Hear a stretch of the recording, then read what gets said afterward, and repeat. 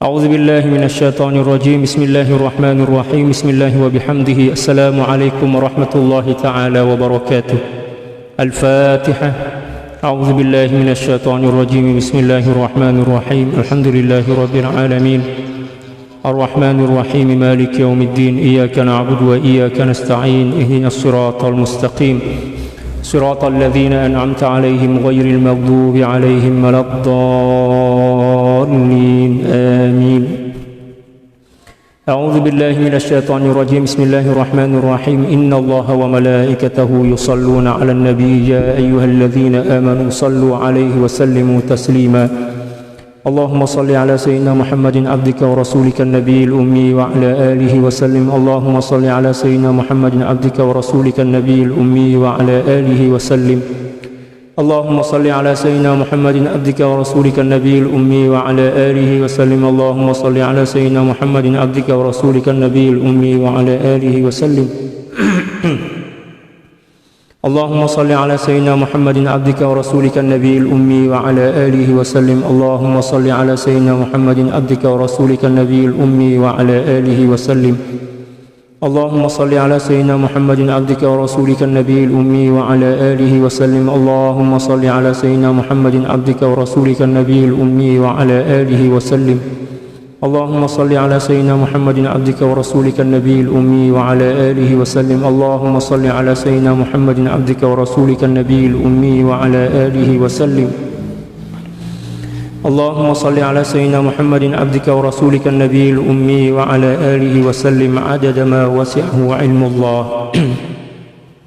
الحمد لله فاطر السماوات والأرض جاعل الملائكة رسلا أولي أجنحة مثنى وثلاث ورباع يزيد في الخلق ما يشاء إن الله على كل شيء قدير. والصلاة والسلام على المبعوث رحمة للعالمين سيدنا محمد وعلى آله وصحبه أجمعين. اللهم اغفر لأمة سيدنا محمد صلى الله عليه وسلم وأصلح أمة سيدنا محمد صلى الله عليه وسلم وفرج عن أمة سيدنا محمد صلى الله عليه وسلم وارحم أمة سيدنا محمد صلى الله عليه وسلم وألف بين قلوب أمة سيدنا محمد صلى الله عليه وسلم لما تحب وترضاه وافتح لنا فتوح العارفين بك بحق سيدنا محمد صلى الله عليه وسلم. سبحانك لا علم لنا إلا ما علمتنا إنك أنت العليم الحكيم. ولا حول ولا قوة إلا بالله العلي العظيم. رب اشرح لي صدري ويسر لي أمري واحلل عقدة من لساني يفقه قولي. وصلى الله على سيدنا محمد وعلى آله وصحبه وسلم. الحمد لله رب العالمين. Alhamdulillah, kembali berjumpa dengan saya Al-Faqir Ilallah Sultan Mujahidin dalam kajian kitab Al-Anwar fi Adabis Suhbati Indal Akhyar, karangan dari Sayyidil Imam Abdul Wahhab Asy-Sya'rani radhiyallahu ta'ala anhu. Pada petang ini kita telah sampai pada muka surat atau halaman 156. Insyaallah. Qala al-muallif radhiyallahu ta'ala anhu wa nafa'ana Allah bi'ulumihi wa 'ulumi syuyukhihi wa syuyukhina wa jami'i awliya'illahi as-salihin fid dharain. Allahumma amin. Wa min adabihim يفتتحون قيام الليل بركعتين خفيفتين يقرؤون في الأولى بعد الفاتحة بآية ولو أنهم إذ ظلموا أنفسهم جاءوك فاستغفروا الله واستغفر لهم الرسول لوجدوا الله توابا رحيما. وفي الركعة الثانية ومن يعمل سوءا أو يظلم نفسه ثم يستغفر الله يجد الله غفورا رحيما. Dan satu di antara adab salafun as-soleh, orang-orang soleh dari golongan para aulia, ialah mereka memulakan qiyamul lail atau salat tahajud dengan 2 rakaat yang ringan. Ya, mula-mula kita salat tahajud itu yang ringan dulu. Macam orang main gym kan. Main gym itu kena gerakannya ringan, pemanasan dulu lah. Macam itu, 2 rakaat yang ringan. Yaqra'una fil ulati ba'da al-Fatihati, mereka membaca pada rakaat yang pertama setelah membaca suratul Fatihah satu ayat dalam suratul Nisa ayat 64, walau annahum idz zalamu anfusahum ja'uka fastaghfirullah wastaghfara lahumur rasul lawajadullaha tawwabar rahima.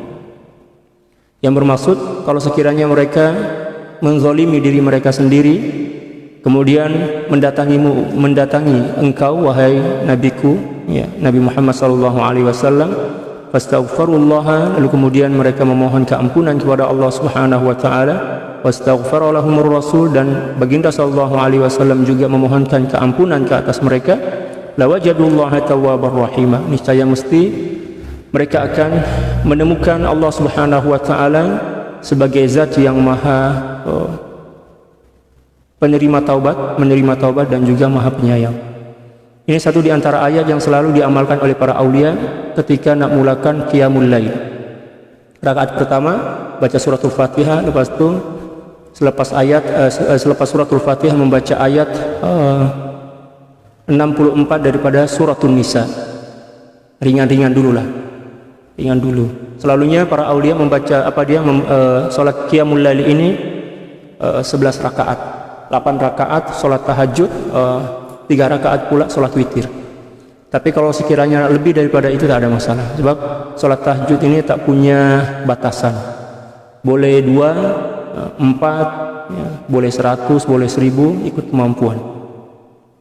Namun yang penting kita perhatikan, ya, kita ambil berat adalah adab dalam melakukan sholat itu. Satu di antara adabnya adalah memulakan 2 rakaat sholat tahajud itu dengan bacaan setelah suratul Fatihah pada rakaat yang pertama, walau annahum idzalamu anfusahum ja'uka fastaghfirullah wastaghfara lahumur rasul lawajadullaha tawwabar rahim. Ayat suratul Nisa ayat 64. Ini sunnah. Dan maksud dan kandungan dari ayat ini adalah kita sedang bertawassul kepada baginda sallallahu alaihi wasallam melalui ayat ini dalam salat tahajud. Wa fi rakaat tsaniyah, pada rakaat yang kedua, setelah membaca suratul Fatihah, membaca ayat 110 dari suratul Nisa. Wa may ya'mal su'an aw yadhlim nafsahu thumma yastaghfirillaha yajidillaha ghafurar rahim.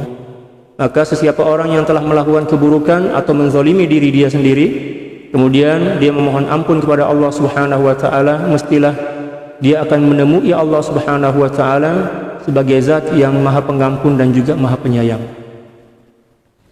Allahu akbar.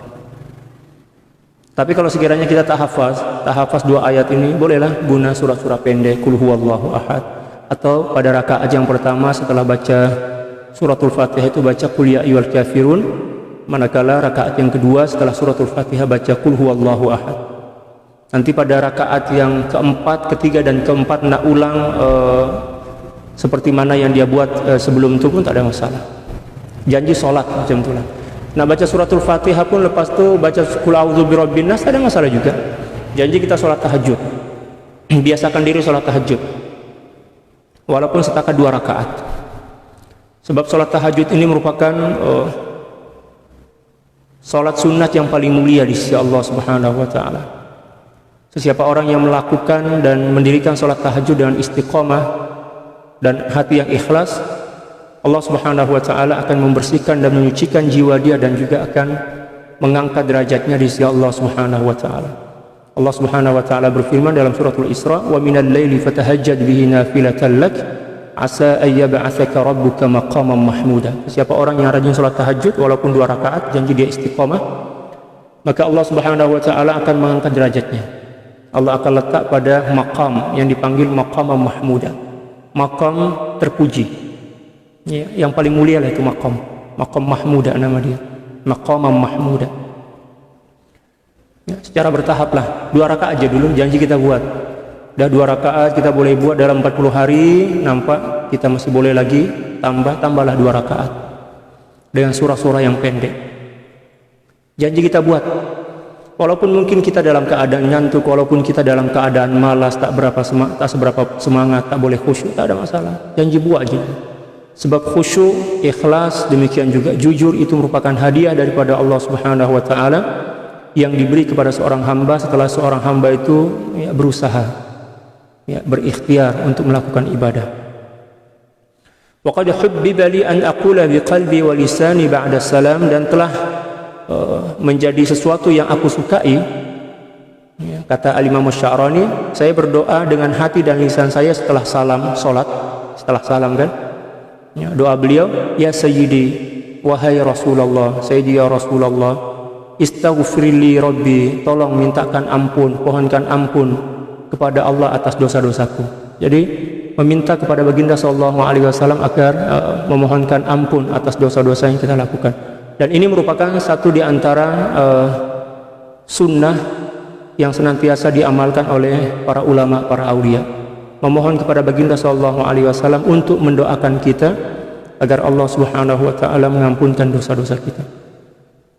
Kalau ada yang tanya, ada tak dalilnya? Ada. Allah Subhanahu wa taala berfirman pada surat An-Nisa ayat 64, walau annahum idz zalamu anfusahum ja'uka fastaghfirullah wastaghfara lahumur rasul lawajadullaha tawwabar rahim. Ayat inilah yang menerangkan kepada kita bahwa kita digalakkan ataupun diperintahkan untuk memohon keampunan kepada Allah Subhanahu wa taala melalui baginda sallallahu alaihi wasallam. Kita pohon kepada baginda agar memohonkan kita keampunan daripada Allah Subhanahu wa taala. Sallallahu alaihi wasallam salasa marrat atau aktsar, 3 kali ataupun lebih. Ini satu di antara amalan yang diamalkan oleh Al-Imam Sya'rani radhiyallahu taala, dan kita pun boleh buat. Kalau kita tak boleh buat dalam bahasa Arab, gunalah bahasa Melayu, tak ada masalah. Bahasa Indonesia pun tak ada masalah. Bahasa Jawa, bahasa Bugis tak ada masalah. Ya Allah, salam sejahtera ke atas baginda sallallahu alaihi wasallam. Tolonglah ya Rasulullah, tolong aku pohonkan keampunan kepada Allah Subhanahu wa taala atas seluruh dosa-dosa. Macam itu.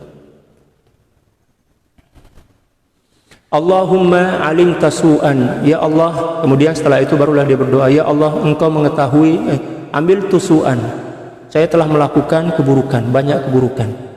Wa zalamtu nafsi, dan saya juga telah menzalimi diri saya sendiri. Faghfir li shadaqatan min shadaqatika alayya ya arhamar rahimin, maka engkau ampunkanlah dosaku dan berilah kepadaku sedekah daripada sedekahmu. Ya, maknanya pengampunan itu dikira sebagai sedekah Allah ke atas diri kita. Ya arhamar rahimin, wahai zat yang maha penyayang dari orang-orang yang penyayang. Salasa marrat au aksar, ya, sekurang-kurangnya 3 ataupun lebih. Itu satu di antara amalan para aulia. Wa'lam anna al-fuqara'a yaqrahuna an-nawma fi thuluthil akhiri min al-laili ashadda min karahatihim lil ma'asi adh-dhahirah. Ketahuilah bahwa sesungguhnya para fuqara, para aulia sangat membenci atau tak menyukai tidur pada paruh ketiga atau 2/3, sepertiga terakhir malam. Mungkin dalam pukul 2 lah, macam itu, agak-agak dalam pukul 2 itu sudah masuk sepertiga malam. Mereka tak suka tidur, tak boleh tidur. Bukan tak suka, memang tak boleh tidur kalau para aulia itu. Ya, mereka tidak suka tidur atau membenci tidur di masa itu melebihi kebencian mereka kepada maksiat zahir. Kalau maksiat zahir mereka benci, tak suka, apatah lagi tidur di sepertiga malam terakhir. Jadi mereka tak boleh tidur. Kalau dia orang tidur itu seolah-olah dah melakukan maksiat yang cukup besar. Sebab apa? Dalam kehidupan para aulia, di sepertiga malam terakhir itulah masa untuk menuai, masa untuk menadah, menampung keberkatan, nafahat, futuhat ilahiyah yang Allah Subhanahu wa taala turunkan daripada langit. Dan keberkahan, futuhat dan nafahat itu hanya setakat masuk ke dalam hati seseorang yang sedang dalam keadaan jaga dan juga dalam keadaan hadir bersama Allah Subhanahu wa taala. Oleh sebab itu, dari beberapa para aulia yang saya pernah jumpa, memang dia orang tak boleh tidur. Ya, di sepertiga malam terakhir tak boleh tidur. Sampailah selepas salat subuh. Selepas salat subuh itu terkadang dia orang ambil masa tidur dalam sekejap lah, sejam 2 jam, untuk dia memberikan hak kepada tubuh badan mereka untuk rehat. Tapi tidurnya para aulia ini lebih mulia dibandingkan tidur kita. Malah kata para ulama, tidurnya para aulia itu lebih mulia dibandingkan ibadahnya orang awam. Kalau tidurnya para aulia itu merupakan tidur yang dikira sebagai ibadah. Sebab tidaklah mereka tidur kecuali dengan tujuan karena Allah Subhanahu wa taala dan juga sebagai penunaian atau sebagai kewajiban, menunaikan kewajiban nak bagi hak kepada mata untuk tidur. Kalau kita tidur memang kita tidur lah. Tujuan kita bukan karena Allah, tujuan kita bukan nak bagi hak kepada mata, tapi kita tidur macam kereta yang habis minyak, macam ya seperti mobil yang kehabisan bensin lah kalau dalam bahasa Indonesia. Mati-mati, tidur-tidur. Kalau para aulia kan, dia orang tidur tuh nak bagi rehat sejenak kepada mata, sebab itu adalah kewajiban. Hak mata kita punya hak, telinga kita punya hak, ya tubuh badan kita punya hak. Jadi bagi hak lah, dan itu dikira sebagai ibadah. Wa qad makatha Ibnul Muadzin bi nahiyati minyati Abi Abdurrahman 40 sanah. Ada seorang ulama besar yang bernama Ibnul Muadzin yang duduk atau tinggal di satu kawasan, yang mana kawasan itu merupakan kawasan yang berhampiran dengan tempat Sayyidina Abdullah Abi Abdillah selama 40 tahun. Ini seorang ulama tinggal di satu tempat, yang mana tempat ini adalah tempat yang diberkati, tempat seorang ulama besar. La yad'u jambahu al-ardu bil-lail. Dia tak pernah menyandarkan jambu itu. Jambu bukan jambu batu, jambu itu jambun itu sisi kanan ataupun sisi kiri. Ya, beliau tak pernah tidur di atas lantai selama 40 tahun. Beliau tidur di atas kaki, di atas lutut, seperti mana yang saya contohkan. Saya bagi contoh, minta maaf. Tidur macam itu. Tidur para aulia macam itu. Ya, tidur para aulia. Di antara cara tidur para aulia, beliau tak pernah tidur di atas lantai, apatah lagi di atas tilam selama 40 hari. Ya, tujuannya apa? Ya, tujuannya nak menampung nafahat, agar mereka senantiasa hadir bersama Allah Subhanahu wa taala, sehingga ketika mana Allah Subhanahu wa taala menurunkan keberkatan, menurunkan rahmat dan kasih sayang di malam itu, mereka dalam keadaan berjaga. Wa kana Sayyidi Muhammad As-Sururi yaqulu hani'an libnil muadzin. Dan adalah Sayyidi Muhammad As-Sururi, ini juga sebagai seorang wali besar, berkata kepada seorang ulama besar yang bernama Ibnul Muadzin tadi, berbahagialah kamu, ya, tahniah untuk kamu, macam itulah. Lam yada' madadan yanzilu minas sama'i fil laili illa walahu fihi nasib. Dia tidak membiarkan turunnya madat, atau madat itu merupakan istilah yang menunjuk kepada makna keberkatan, kasih sayang, demikian juga pengampunan daripada Allah Subhanahu wa taala. Ya, tidaklah dia membiarkan kasih sayang, pengampunan dan keberkatan yang diturunkan oleh Allah Subhanahu wa taala daripada langit ke bumi pada setiap malam, kecuali dia mendapat atau mengambil bahagian daripada madat itu. Sebab apa? Beliau tak tidur malam. Ya, di malam hari itulah Allah Subhanahu wa taala menurunkan madat. Kita kena sediakan diri kita dalam keadaan suci zahir dan batin, dan dalam keadaan hadir bersama Allah Subhanahu wa taala. Tawajuh kepada Allah. Tawajuh sama ada dalam solat, ataupun berzikir, ataupun membaca Al-Quran, membaca salawat, atau muhasabah. Janji hati kita tawajuh kepada Allah, terutamanya di sepertiga malam terakhir, mula pada pukul 2:30. Kalau di Malaysia, di sini kan subuh itu pukul 6 kurang suku kalau tak silap, atau pukul 6 kurang 10 menit. Ya, maknanya pukul 2:30 lah, macam itu. 2:30 sampai ke 3. Ya, itulah permulaan daripada sepertiga malam terakhir. Jangan tidur ke situ. Jangan tidur. Walaupun kita ngantuk seberapa apapun berat ngantuk kita kena, ya, kalau boleh paksa diri kita untuk membiasakan diri agar tidak tidur. Mula-mula memang kita tak boleh tahan ngantuk kan, tapi kita latih diri kita. Mula-mula mungkin kita bangun pukul 3 itu setakat tengok jam aja, lepas itu tidur balik. Atau setakat tengok handphone, lepas itu tidur balik. Nah, kita paksa diri, bangun, bergerak. Kita mungkin kemas-kemas rumah, tapi jangan bising sangat lah kan. Atau mungkin cuci pinggan, tapi sambil berzikir lah, Allah, la ilaha illallah, la ilaha illallah. Atau sambil lipat-lipat baju, lipat-lipat pakaian kan. Pakaian yang dah kering itu lipat bagi ibu-ibu, la ilaha illallah. Janji kita berzikir, janji kita hadir bersama Allah, tawajuh kepada Allah Subhanahu wa taala di sepertiga malam itu, sepertiga terakhir malam. Sebab disitulah Allah Subhanahu wa Ta'ala menurunkan pengampunan, keberkatan, kasih sayang, demikian juga nilai-nilai kerohanian yang lainnya. Dan Sayyidina Ibnul Mu'azzin ini 40 tahun tak pernah tidur di masa-masa itu, di waktu-waktu itu. Masya Allah. Kalau kita itulah masa yang paling lena tidur kita, paling nyenyak kalau dalam bahasa Indonesia. Sepertiga terakhir malam itu memang paling nyenyak tidur kita, paling lena. Apatah lagi gerimis-gerimiskan hujan, Allah, memang surga dunia. Tapi bagi para aulia, tidur malam hari itu seksa, suatu seksa, sehinggalah dia orang tak boleh tidur. Kalau kita memang surga kita, walaupun orang ya kata apapun kepada kita, kalau dah sampai masa sepertiga malam itu memang kita tak hiraukan dah perkataan orang. Ada orang yang ajak kita nak buat apapun tak boleh, kena tidur juga.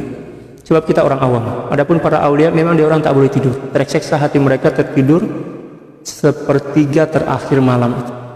Sepertiga terakhir malam ya. Wa min adabihim, dan diantara ada para aulia kasratu sanaihim 'ala Allah Ta'ala idza nazala bihim ma yasu'uhum 'adatan. Allah. Dan satu di antara ada para aulia, mereka banyak memuji Allah Subhanahu wa Ta'ala ketika mana turun ke atas mereka sesuatu yang tidak disukai. Jadi para aulia ini memuji Allah bukan setakat ketika mana Allah Subhanahu wa Ta'ala bagi benda-benda yang menyeronokkan, bagi hadiah, bagi anugerah. Malah ketika mana Allah Subhanahu wa Ta'ala menurunkan sesuatu yang menyakitkan hati, yang mendera jiwa kita, demikian juga yang menyeksa ataupun musibah secara amnya, mereka juga memuji Allah Subhanahu wa Ta'ala. Subhanallah, para aulia macam itu.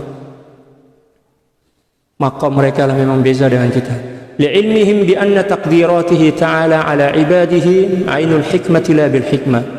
Karena mereka faham dan sadar bahwa sungguhnya seluruh takdir dan ketetapan Allah Subhanahu wa Ta'ala atas seluruh makhluknya itu merupakan ya, intipati daripada hikmah. Bukan dengan hikmah tetapi intipati daripada hikmah. Li'annaha law kana bil hikmati, karena sungguhnya kalau seandainya setakat dengan hikmah saja, lakanat af'aluhu ta'ala ma'lulatan tahta hukmil hikmah. Maka itu bermakna bahwa seluruh ya af'al Allah Subhanahu wa Ta'ala ma'lulah. Ma'lulah maknanya bercampur dengan keaiban. Ya. Di bawah kendali hukum hikmah. Dan itu adalah merupakan perkara yang mustahil bagi Allah Subhanahu wa Ta'ala. Jadi bagi orang awam, ketika mana mereka ditimpa musibah, yang mereka cari daripada musibah itu adalah hikmah dia kan. Dia orang mencari hikmah di sebalik daripada musibah itu. Itu orang awam tuh. Kalau ada orang ditimpa musibah, dia mampu bersabar dan mencoba nak mencari hikmah di sebalik musibah itu orang awam. Itu orang awam. Tapi kalau orang khas, para aulia, musibah itulah hakikat hikmah. Tak payah dia orang nak cari hikmah di sebalik musibah itu, sebab dia orang nampak bahwa hikmah musibah itulah hakikat hikmah. Nah, itulah perbezaan cara memandang dan menilai antara orang awam dan orang khas. Kalau orang awam nih, kalau dia mampu bersabar ketika mana ditimpa musibah, dia orang mencoba nak mencari hikmah di sebalik daripada peristiwa itu. Tapi kalau para aulia, dia orang tak cari hikmah dah, sebab musibah itulah hakikat hikmah yang sebenar. Itu maksud daripada perkataan Sidi Syekh Abdul Wahab Asy-Sya'rani radhiyallahu ta'ala. Itulah perbezaan cara menilai antara orang awam dengan para aulia. Wa man sakhata fahuwa jahil, dan siapa orang yang tak puas hati atas ketetapan Allah Subhanahu wa Ta'ala, maka itu tanda yang dia itu adalah orang jahil. Walau kushifa lil 'abdi an ma a'addahu Allahu lahu fi nadhiri sabrihi 'anil bala 'ala al bala'i fil jasadi aw fil mali aw al walad, lakana huwa yas'alu Allah ta'ala fi nuzuli dzalika bih.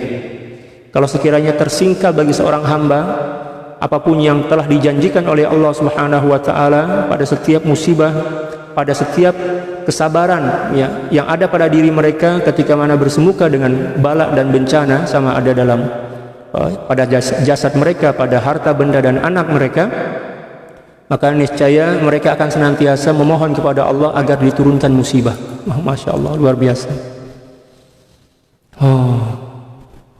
Para aulia macam itu. Kalau sekiranya kita nampak rahasia dan hikmah yang Allah letak dalam musibah dan bencana itu, mungkin tiap-tiap hari kita akan minta, ya Allah turunkan musibah ya Allah. Kenapa pula hari yang tak ada musibah pun turun? Tolong turunkan ya Allah. Sebab sebenarnya di dalam musibah itu ada nikmat, ada anugerah, ada rahasia, ada kerohanian, ada redha Allah, ada cinta Allah. Kita kan selalu minta, ya Allah cintailah aku. Kata Allah, oke, saya cinta kamu, saya hantarlah cinta itu melalui musibah. Musibah itu macam postman je, Allah nak hantar. Ya, cinta dan kasih sayang redha itu melalui musibah. Tapi manakala postman yang bawa rahmat, kasih sayang dan cinta Allah dalam bentuk musibah itu sampai kepada diri kita, kita pura berlari dan memohon kepada Allah, ya Allah buanglah musibah ini, jauhkanlah aku daripada musibah dan bencana. Maknanya kita ini tak macam manusia yang tak mempunyai pendirian. Tadi kata nak minta cinta Allah, minta rahmat Allah, minta kasih sayang Allah, Allah hantar dah melalui musibah, sebab memang pembungkus dia dalam musibah. Manakala hadiah itu dah sampai kepada kita, kita pula tolak, kita pula buang. Lepas itu kita doa kepada Allah, ya Allah jauhkanlah aku daripada musibah, jauhkanlah aku daripada bala bencana. Kita ini macam orang tak mempunyai pendirian. Seluruh musibah itu adalah anugerah. Kita jangan tak nampak. Bila mana kita tak nampak, kita kena muhasabah lah kan? Kita kena cari apa asbab yang kita ini tak nampak, tak mampu nak nampak, tak mampu nak mengesan hikmah di sebalik daripada musibah itu. Jangan pula kita salahkan orang lain. Wa aidan fa in kana fa inna kulla waqi'in fil wujudi bil iradatil ilahiyah. Dan demikian juga segala sesuatu apapun yang berlaku dalam kewujudan alam semesta ini merupakan sesuatu mengikut kehendak ilahi, apapun yang dilakukannya. Dan kita telah yakin bahwa seluruh kehendak dan ketetapan Allah itulah yang terbaik, sama ada dalam bentuk sesuatu yang kita inginkan ataupun mungkin tak kita inginkan, tetapi semuanya adalah baik, semuanya adalah indah, semuanya adalah kebenaran daripada Allah. Wa sabqa ilmin la yasihhu taghyiruhu, dan itu merupakan ketetapan yang telah sedia ada di sisi Allah Subhanahu wa taala dan tak boleh diubah, tak boleh ditukar. Ketetapan Allah tak boleh ditukar. Ya, memanglah ada satu hadis baginda sallallahu alaihi wasallam bersabda, la yaruddul qada illa du'a. Tak boleh diubah atau ditukar ketetapan kecuali melalui doa. Tetapi perlu kita faham dulu qada macam mana yang boleh diubah oleh doa dan cara pengubahannya macam mana, itu yang perlu kita faham. Jadi sebenarnya saya bagi contoh, takdir itu, hakikat takdir tak berubah. Sebab hakikat takdir itu adalah sesuatu yang memang tetap sabit. Yang berubah itu adalah kesan daripada takdir itu. Ketika mana seorang memohon kepada Allah Subhanahu wa taala dan Allah Subhanahu wa taala mengabulkan doa dia, itu bukan bermakna mengubah takdir, tetapi mengubah bukan mengubah hakikat takdir, tetapi mengubah kesan yang ditimbulkan daripada takdir itu. Macam ni, saya bagi contoh. Kalau sekiranya di hadapan saya ini ada gelas dan air mineral, misal gau, apa ini? Gau kalau tak silap. Ini air dia itulah takdir. Saya tuang ke gelas, nampak berubah tapi hakikatnya tak berubah. Sebab air yang ada dalam gelas itu merupakan air daripada air mineral yang ada dalam botol. Ya kan? Nampak dia berupa kemasan bertukar, tetapi hakikat takdir itu sama aja. Macam itulah ya hakikat takdir. Takdir itu sama. Ya, kalau sekiranya Allah Subhanahu wa taala mentakdirkan seseorang itu misal katalah kemalangan hari ini misal. Lalu kemudian sebelum dia keluar rumah dia berdoa kepada Allah, ya Allah pelihara saya, jaga saya ya Allah, ampunilah dosa-dosaku, baca doa macam itu. Kemalangan tetap berlaku. Ya, tetapi Allah tukar apa dia kesan daripada takdir itu. Mungkin kalau sekiranya dia tak berdoa kepada Allah Subhanahu wa taala, takdir itu akan menyebabkan dia tak mampu bersabar dalam menghadapi musibah itu. Tapi disebabkan karena dia berdoa sebelum keluar rumah, kemalangan itu tetap berlaku, dan walaupun demikian dia mampu sabar dan redha kepada Allah Subhanahu wa taala. Itu yang dimaksud dengan perubahan. Jadi yang dimaksud dengan perubahan dalam hadis itu bukan perubahan hakikat takdir, tetapi perubahan kesan kepada takdir. Macam tu kan? Kita kena faham tu. Dalam kajian tauhid macam tu. Kalau dalam tauhid kan dalam sifat 20 itu dijelaskan bahwa takdir itu terbahagi menjadi dua. Yang pertama adalah takdir mubram. Dan takdir mubram inilah takdir yang sebenar. Takdir yang tak boleh diubah oleh apapun jua. Itu adalah ketetapan mutlak daripada Allah. Yang kedua adalah takdir mu'allaq. Takdir mu'allaq inilah yang dimaksud dengan kesan daripada takdir, bukan hakikat takdir, tapi kesan daripada takdir. Kesan yang berubah sebab adanya doa. Bukan hakikat takdir. Hakikat takdir tetap berlaku, tapi kesan daripada takdir itu yang berubah. Macam itu kata para ulama. Waridha bihi wajibun, dan redha terhadap apapun juga ketetapan Allah Subhanahu wa taala itu merupakan suatu kewajiban. Wa min adabihim, dan diantara ada para aulia la yatadawuna min maradin illa idza ishtadda. Ini ishtadda. Mereka tidak berobat bila mana mereka sakit, kecuali bila mana sakit itu dah parah dah teruk dah. Ya bihaitsu yusghiluhum aw yashghaluhum bil iltifati ilaihi an kamalil huduri ma'allahi ta'ala, yang menyebabkan mereka berpaling daripada Allah atau menyebabkan mereka sibuk sehingga mereka boleh berpaling daripada Allah Subhanahu wa ta'ala. Nah, kalau sekiranya mereka sakit tapi hati mereka tetap boleh khusyuk kepada Allah, mereka tak terkesan oleh penyakit itu, maka mereka tidak berobat. Ya, sebab mereka tak anggap itu sebagai penyakit yang boleh mengacau atau merosakkan hubungan dia dengan Allah. Tetapi bila mana penyakit itu dah boleh menyebabkan mereka tak fokus dalam beribadah, maka barulah mereka berobat. Itulah ada para aulia. Sebab dia orang boleh sabar, dia orang boleh redha, dia orang boleh taslim kepada Allah, tawakal kepada Allah. Adapun orang awam yang tak mampu nak bersabar, apatah lagi nak tawakal dan taslim kepada Allah, ya, ketika mana dia sakit, kena terus berobatlah. Sebab orang awam kan, dia tak ada sifat sabar, tak ada sifat tawakal, tak ada sifat taslim, tak ada sifat redha. Adapun para aulia yang dalam jiwa mereka ada sifat redha, tawakal dan taslim, maka dia orang tak perlu kepada obat. Janji penyakit itu tidak menyibukkan mereka daripada selain Allah, tidak menyibukkan mereka daripada Allah. Nah, macam itu adab ya, di kalangan para aulia. Wa ma dama ahaduhum yatayassaru lahu al-huduru an-nisbiyyu fi ibadatihi la yatadawa. Selagi mereka, salah seorang di antara mereka mudah untuk menghadirkan hati bersama Allah Subhanahu wa taala dalam beribadah, maka mereka tak perlu berobat. Ya. Kalau sakit-sakit sikit apa yang berobatlah, mencoba untuk sabar. Sebab itu latihan kesabaran, latihan redha, ya kan? Tak kalah sakit sikit terus berobat. Bila kita nak belajar sabar, kita sabarlah dulu. Sabar dulu. Kecuali bila mana penyakit itu dah merosakkan fokus kita tak boleh khusyuk dalam solat, ataupun menyebabkan kita sukar untuk bergerak melakukan ibadah, barulah kita berobat. Kalau setakat penyakit-penyakit biasa, pening, ya kan, pusing, kalau dalam bahasa Indonesia pusing, pening, tak apalah, tak payah minum obat, tak payah makan obat lah, ya, serah kepada Allah. Latihan sabar, redha, dan pasrah kepada Allah. Macam itulah cara kita melatih diri kita. Kalau setiap kita sakit terus makan obat, kita tak akan pernah dewasa, kita tidak akan pernah matang. Demikian juga anak-anak kita. Kalau dia orang minta duit, jangan terus bagi duit, jangan terus bagi tugas dulu. Saya bagi bila mana ya, kamu buat kerja ini. Ajarkan mereka untuk memperoleh sesuatu melalui usaha, bukan setakat dia minta terus bagi. Sebab kita wajib mentarbiah anak-anak kita kan, kita tarbiyahlah. Memanglah wajib kita bagi apapun keperluan daripada anak-anak kita, tapi pada masa yang bersamaan kita pun wajib mentarbiah mereka. Apapun yang mereka minta jangan bagi dulu, kecuali bila mana dia telah menunaikan tugas dengan baik. Misal minta duit, nak beli sesuatu, nak beli es krim misalkan, murah aja es krim, mungkin 2-3 ringgit misalkan. Kita cakaplah kepada dia, oke, saya akan belikan es krim, janji kamu kena baca dulu Al-Quran 1 muka surat, atau baca selawat 100 kali. Betapa indahnya kehidupan keluarga macam itu. Kita latih budak-budak kecil itu. Tapi kalau dia minta sesuatu, apatah lagi belum lagi minta kita bagi dah, itu tidak ada tarbiyah kat situ. Itu malah memanjakan dan merosakkan anak kita.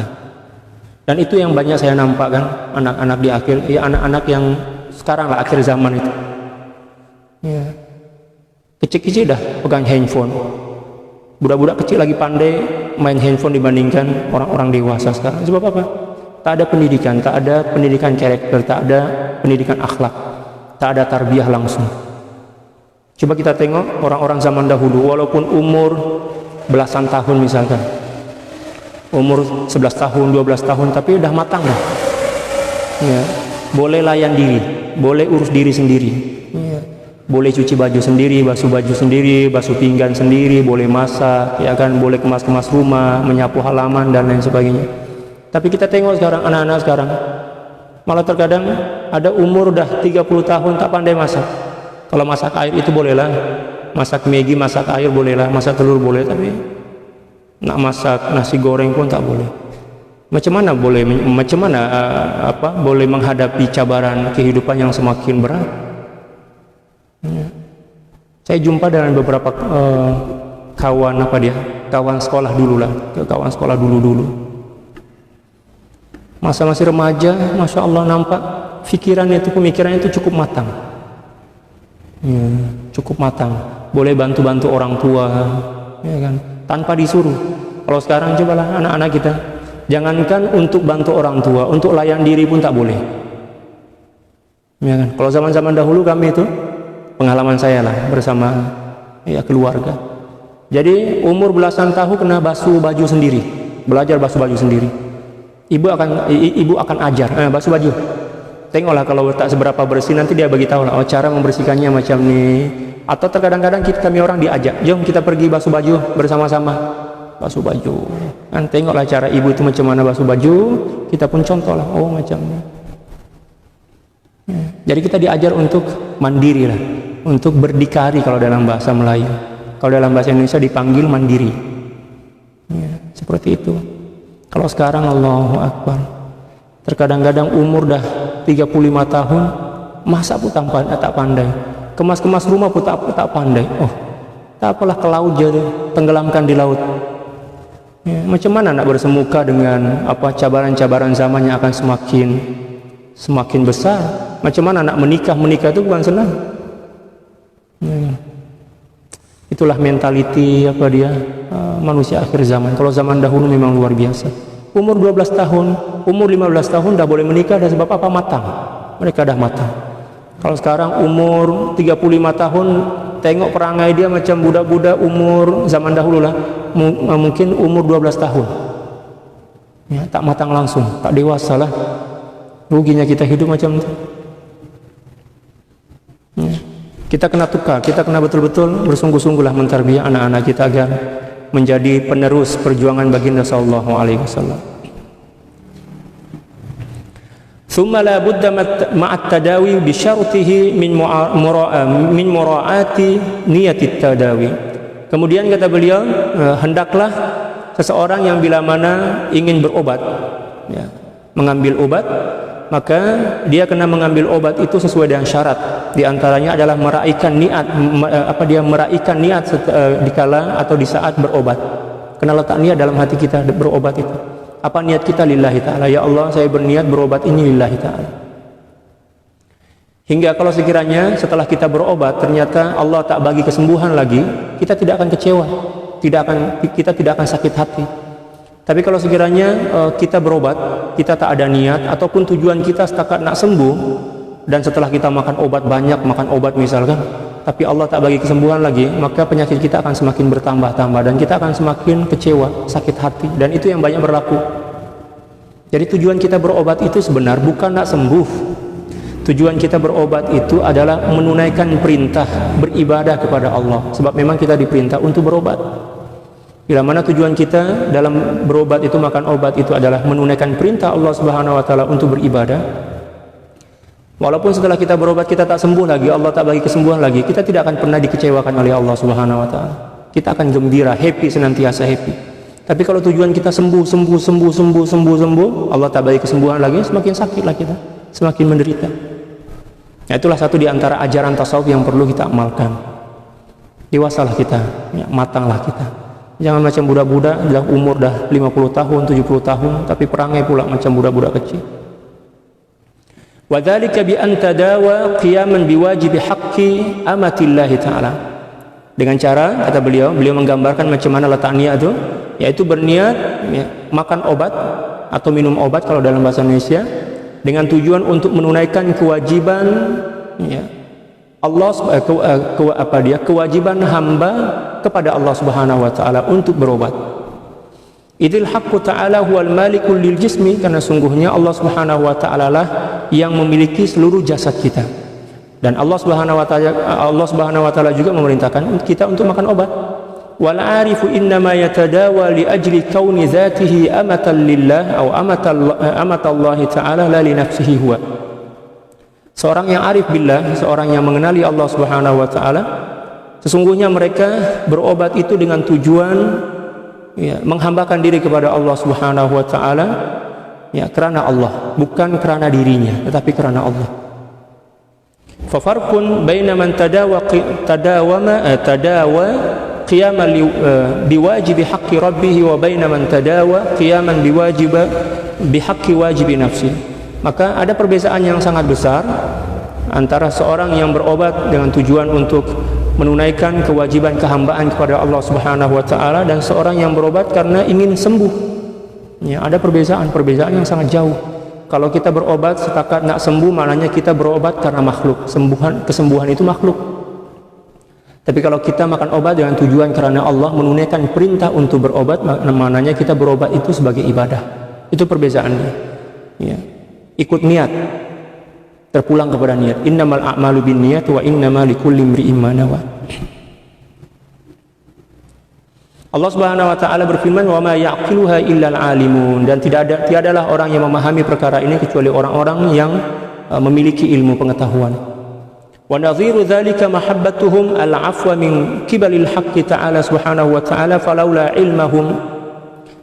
ilmuhum bi mahabbatillahi ta'ala lahu ma talabuhu minhu fafham. Demikian juga contoh yang lain, mereka memohon pengampunan atau pemaafan daripada Allah Subhanahu wa taala bukan sebab pemaafan itu, tapi disebabkan karena memang Allah Subhanahu wa taala memerintahkan kita untuk memohon maaf kepada Allah.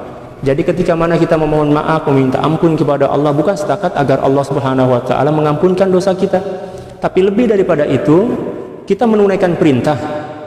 Sebab Allah Subhanahu wa taala memang memerintahkan kita untuk bertaubat dan beristighfar, meminta pengampunan daripada Allah. Itulah derajat yang lebih tinggi dibandingkan yang pertama tadi. Kalau ada seorang yang beristighfar dan bertaubat kepada Allah setakat untuk memohon pengampunan dan pemaafan daripada Allah, oke dah, tapi orang awam itu masih dikira sebagai orang awam. Adapun bila mana niat dia memohon ampun kepada Allah bukan setakat nak meminta keampunan itu, tetapi juga dengan tujuan untuk menunaikan perintah kehambaan, sebab Allah Subhanahu wa taala perintah kita untuk bertaubat dan memohon pengampunan, maka itu lebih sempurna dan lebih mulia. Wa min adabihim, dan di antara adab mereka syiddatu karahatihim limunajatil haqqi ta'ala idza talattaqa thawbuhu aw banaduhu binajasatin walau min husuli maradin. Dan satu di antara adab para aulia, mereka tidak suka untuk bermunajah kepada Allah Subhanahu wa taala dalam keadaan baju ataupun tubuh badan mereka bernajis. Tak suci macam itulah. Walau min husuli marad, walaupun ketidaksucian itu disebabkan karena penyakit. Mungkin ada yang bernanah kan, orang bernanah tangan dia nak bermunajah kepada Allah. Sebelum bermunajah itu dia akan bersihkan dulu nanah itu. Dia tak sanggup bermunajah kepada Allah dalam keadaan diri dia itu, tubuh badan dia atau baju dia tercemari oleh sebarang kotoran ataupun najis. Dia bersihkan dulu, lepas itu barulah bermunajah. Nak jaga adab kepada Allah. Tujuannya apa? Ta'ziman limunajatil haqqi ta'ala. Tujuannya adalah untuk menghormati dan mengagungkan munajat kepada Allah Subhanahu wa taala. La siyama in hasala li ahadihim idraru baulin wa masyubatin. Apatah lagi kata beliau, kalau sekiranya seorang itu ada idraru baul, ini maksudnya orang yang yang tak boleh tahan kencing. Mohon maaf, yang tak boleh tahan kencing. Jangan pula sambil menahan kencing kita sambil berdoa, kita tak fokus. Ya, kencinglah dulu, lepas itu berwudu, barulah bermunajat. Demikian juga sambil berdoa sambil menahan angin di perut, jangan. Maknanya tahan kentut misalnya, nauzubillah. Jangan, sebab itu suul adab. Ya, kalau kita tak boleh tahan dan alangkah lebih baiknya kita keluar dulu, buang angin, lepas itu berudu langsung balik ya ke sejadah kita memohon. Jadi doa itu adalah, munajat itu adalah ibadah yang sangat luar biasa. Jangan pula kita melakukannya dengan asal-asalan. Kita kena jaga adab kepada Allah, adab yang terpenting ya kan? Oleh karena itu dalam fiqh, makruh hukumnya seseorang yang sholat dalam keadaan menahan kencing ataupun buang air besar ataupun menahan buang angin. Makruh hukum dia. Kalau sekiranya waktu sholat masih panjang lagi, maka sebelum masuk ke sholat dan dia ingin membuang sesuatu, maka ketandas dulu, lepas itu barulah masuk sholat. Sebab memang makruh hukumnya. Sudahlah makruh, lepas itu mestilah tak boleh khusyuk kan. Tujuan kita sholat khusyuk agar boleh hadir bersama Allah. Itulah tujuan dia. Oleh sebab itu kena jaga adab betul dalam perkara-perkara agama ini. Yang dipentingkan, yang dikedepankan adalah adab. Faman najallaha ta'ala fi hali taqazzuri badanihi aw thawbihi, siapa orang yang bermunajat kepada Allah Subhanahu wa taala dalam keadaan tubuh badan ataupun pakaian dia bercampur dengan kotoran ataupun najis, fahuwa kharijun an adabil akabir, maknanya dia telah terkeluar daripada adab-adab para ulama, para aulia. Munajah dan doa dia itu sah, tak ada masalah pun, tapi adab itu kita tak tunaikan. Manakala yang dipandang oleh Allah Subhanahu wa taala dalam suatu amalan itu adalah adab, keikhlasan dan adab. Bila mana kita melakukannya mengikut syariat, ikhlas dan beradab, insya Allah amal ibadah itu diterima oleh Allah Subhanahu wa taala dan boleh semakin menghampirkan hati kita kepada Allah Subhanahu wa taala. Wa min huna ittakhadha al-akabiru as-sajjadat ya an-nafisata fi shalah. Oleh sebab itu para ulama besar itu, para aulia, dia orang membeli sajadah-sajadah yang paling mahal untuk sholat. Allahu Akbar. Jadi yang mewah itu bukan kereta mereka, yang mewah itu bukan rumah mereka, tetapi tempat sholat mereka itulah yang mewah ya, mereka saja beli karpet yang paling mahal, yang mahal daripada Turki, sejadah pula paling mahal, lepas itu pula minyak wangi oud ya, misal oud kan ya, garu yang paling mahal, barulah betul seorang hamba yang sejati, seorang hamba yang betul-betul jujur kepada Allah. Tapi yang nampak terkadang-kadang time nak pergi sholat ke masjid, tengok baju dia dah kusut dah, tak gosok, sudahlah tak gosok, lepas tu pula terkadang-kadang kain perikat pun tinggi sebelah kan, baju pun nampak ya Allah. Tapi kalau pergi kenduri, Masya Allah, baju yang baru-baru itu semua keluar ya, selipar yang paling baru keluar, semua keluar. Nak pergi kenduri jumpa dengan makhluk, tapi nak jumpa dengan Allah biasa aja. Terkadang kopiah pun dah berapa tahun tak pernah basuh, dah bertukar color macam emas dah. Mana boleh. Kita diperintahkan untuk membawa seluruh harta benda kemewahan kita untuk beribadah kepada Allah. Guna baju yang paling mahal, guna kopiah yang paling mahal ya kan, guna sejadah yang paling mahal, guna tasbih yang paling mahal. Jangan beli tasbih setakat harga 5 ringgit, 7 ringgit, tapi kalau beli emas, Masya Allah, melingkar kat sini ya kan.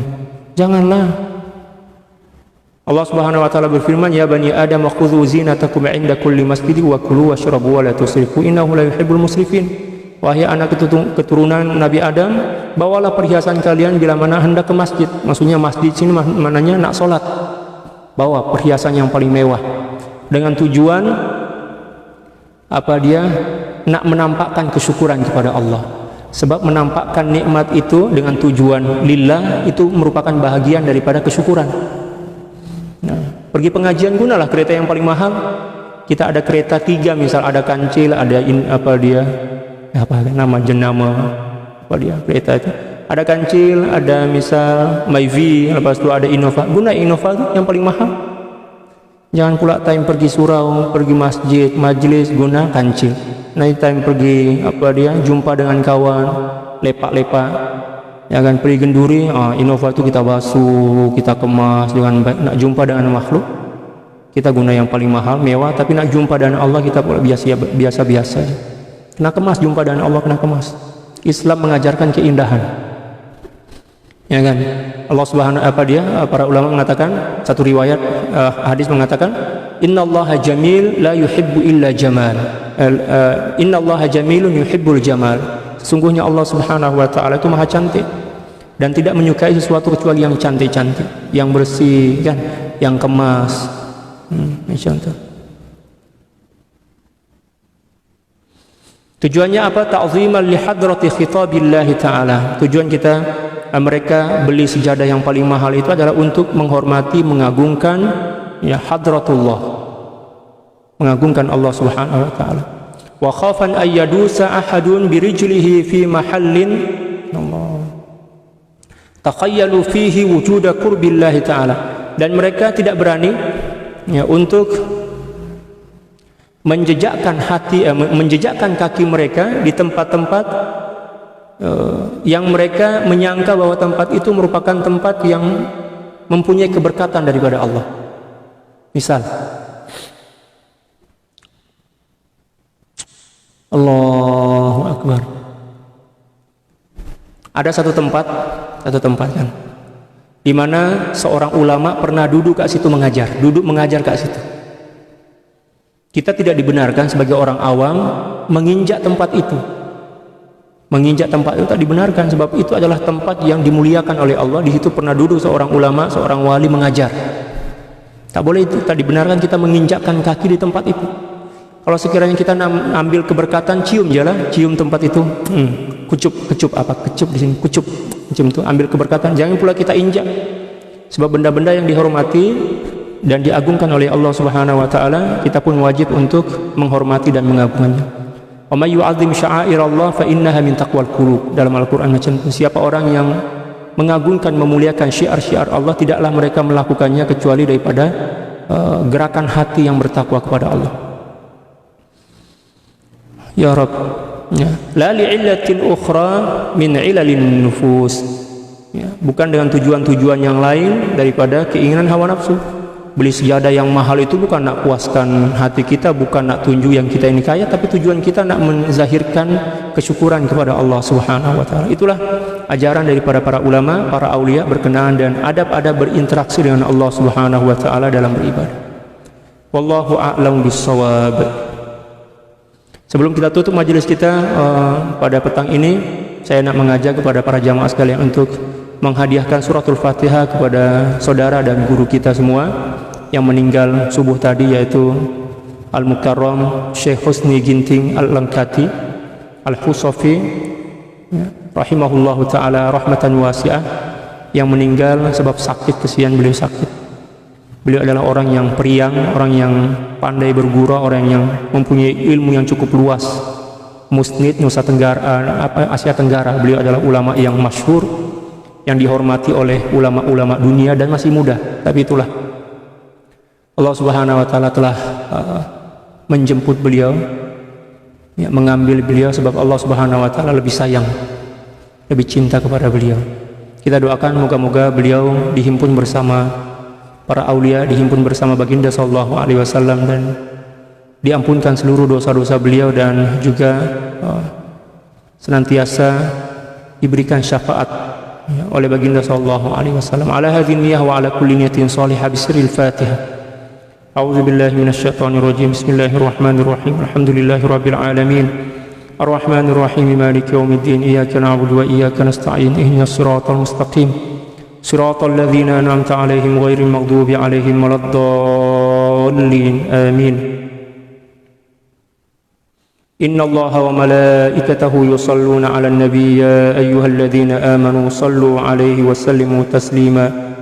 Allahumma salli 'ala sayyidina Muhammadin 'abdika wa rasulika an-nabiyil ummi wa 'ala alihi wa sallim. Allahumma salli 'ala sayyidina Muhammadin 'abdika wa rasulika an-nabiyil ummi wa 'ala alihi wa sallim. Allahumma salli 'ala sayyidina Muhammadin 'abdika wa rasulika an-nabiyil ummi wa 'ala alihi wa sallim. Allahumma salli 'ala sayyidina Muhammadin 'abdika wa rasulika an-nabiyil ummi wa 'ala alihi wa sallim. Allahumma salli 'ala sayyidina Muhammadin 'abdika wa rasulika an-nabiyil ummi wa 'ala alihi wa sallim. Allahumma salli 'ala sayyidina Muhammadin 'abdika wa rasulika an-nabiyil ummi wa 'ala alihi wa sallim. Allahumma salli 'ala sayyidina Muhammadin 'abdika wa rasulika an-nabiyil ummi wa 'ala alihi wa sallim. Allahumma salli 'ala sayyidina Muhammadin 'abdika wa rasulika an-nabiyil ummi wa 'ala alihi wa sallim. Allahumma salli 'ala sayyidina Muhammadin 'abdika wa rasulika an-nabiyil ummi wa 'ala alihi wa sallim. اللهم صل على سيدنا محمد عبدك ورسولك النبي الأمي وعلى آله وسلم. اللهم صل على سيدنا محمد عبدك ورسولك النبي الأمي وعلى آله وسلم. اللهم صل على سيدنا محمد عبدك ورسولك النبي الأمي وعلى آله وسلم عدد ما وسعه علم الله. Sekian, wallahul muwaffiq wal hadi ila sabilir rasyad. Wal afu minkum, tsumma assalamu alaikum warahmatullahi taala wabarakatuh.